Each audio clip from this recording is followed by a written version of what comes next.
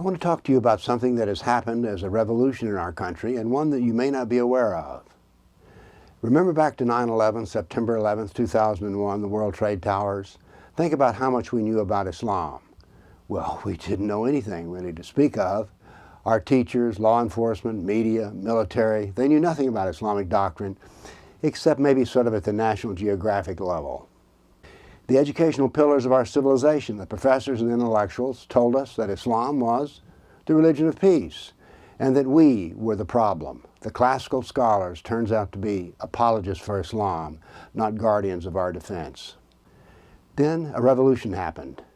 Self-taught scholars such as myself, Spencer, Trifkovic, and others began to write books and blogs about Islam. Now, their knowledge had a new novel feature. Their books were written and their blogs were written for the common man to read. Let me assure you that previous scholarship from the academy was written for other tenured professors to read, and these were difficult to read, dry, boring books. Now, the self-taught scholarship was about the foundations of Islam, the Quran and the Sunnah of Muhammad. Now, academic scholarship doesn't really want to talk about the Quran and Muhammad so much. They want to make comments about comments about comments. Opinions from other experts. And by the way, these books are about as exciting as watching paint dry. Now, the experts began to criticize those who were the self-taught experts and say that we couldn't learn by ourselves, which was interesting to us. I myself, for instance, have a degree in physics, a PhD, and when you tell me that I can't read a book and understand it for myself, I'm left a bit puzzled, because I don't know how to tell you this, but I can read big, thick, old books and understand them. I'd like to point out something else, though, is that self-taught, which is used as a derogatory term, is the mark of all creativity.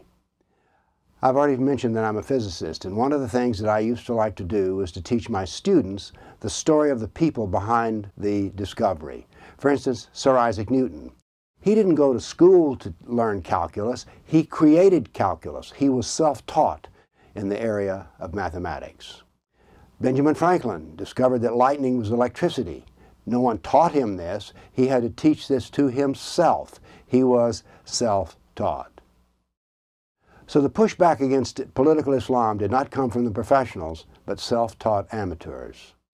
Now, the self-taught amateurs were more than writers, because it turns out you have to be somewhat like a guerrilla fighter if you're going to write on the subject of Islam. You're going to get very little help, and you're going to need to create your own forum. So you have to not only have the intelligence to write, but you have to have the courage to stand and say it. I, for instance, have been condemned endlessly. The front page of the newspaper here in Nashville, Tennessee has featured me several times, and always as a bigot and a hater. The Southern Poverty Law Center has said that I'm one of America's top 10 hater, racist, bigot Islamophobes. CAIR, the Council on American Islamic Relations, says I'm part of the inner circle of hate. So, stand up and talk about Islam and tell the truth. Notice that they don't say that what I'm saying is wrong. They say I'm a hater for doing it. Now let's see what would happen if you went to a school to learn from the professionals. And let's take my school here in Nashville, Tennessee, Vanderbilt University. When I first started going to the library to study Islam, I ran across the 9 volumes of Bukhari. Now these were in the gold edition. By the way, Bukhari is a writer of hadith and a very serious scholar. So when I saw these 9 volumes in their gold bindings, I was all excited, because here they were in the Vanderbilt Theology Library. I picked it up, and when I opened it, I heard the sound of ignorance, a crack. That is, the spine of these fine-bound books had never been opened before. I was the first person to open this book. So I went through and opened all 9 of them. In all cases, I was the first person who had ever opened these books. But here's the deal.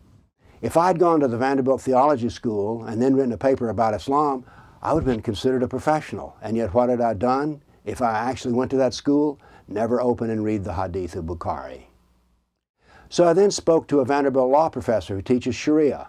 This woman doesn't know Sunnah from Tuna or Sirah from syrup. I said, what do you do about the study of jihad in course on Sharia? She says, oh, we don't study Sharia for those things. We study for contract law and financial agreements.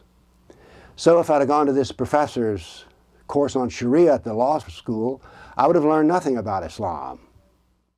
Then I gave a talk at Vanderbilt University, and the head of the Middle East department screamed at me that I was a racist. Didn't criticize anything I said, just said that I'm a racist. So the universities are filled with apologists for Islam. You can go to a religious school like Lipscomb University here in Nashville, Tennessee, and you will never discover anything about the history of the persecuted church. Now, today we have a new president, President Trump. And if he understood the self-taught revolution, what he would do is he would harness these minds, not by giving us money, but simply letting us have access. For instance, why can't the CIA and the FBI take John Guandolo's courses on law enforcement? We need to start seeing what would happen if we could bring in the knowledge of these self-taught scholars into the inner circles of power. So we have what it takes to win a civilizational war. Let's see if Trump can put us in place where instead of defending ourselves against bigotry, we can stand in front of people who are professionals and who want to learn. Because we will not be defended by the professors, the clergy, the mainstream media, or our so-called intellectuals. But we can do it ourselves if we're just given the chance. Thank you.